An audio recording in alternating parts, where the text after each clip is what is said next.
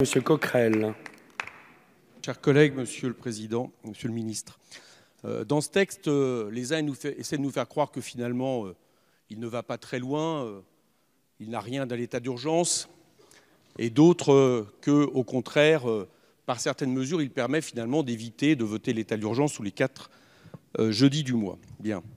Sur les périmètres de protection, je trouve que le cas est intéressant puisqu'on nous dit que c'est un lieu ou événement soumis à un risque d'acte terroriste en raison de sa nature et de l'ampleur de sa fréquentation.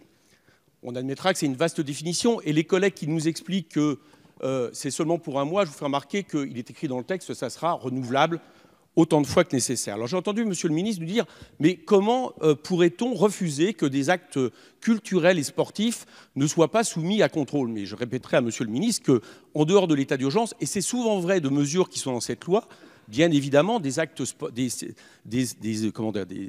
des initiatives sportives et culturelles, ça fait longtemps qu'on peut contrôler l'entrée de ces initiatives. L'UEFA 2008, l'Euro 2016, ça a été le cas, et comme l'a répété mon ami tout à l'heure, Hugo Bernalicis, ça a été le cas aussi de Lille et de sa braderie.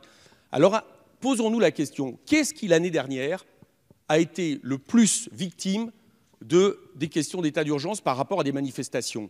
Ce n'est pas écrit dans le texte et ce n'est pas interdit dans le texte. C'est les manifestations sur la loi El Khomri. Et là, on touche un autre cas de figure.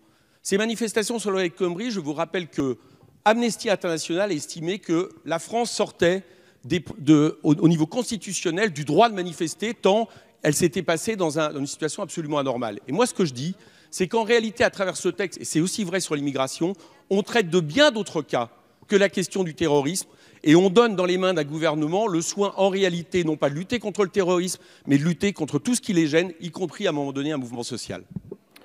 Je vous remercie.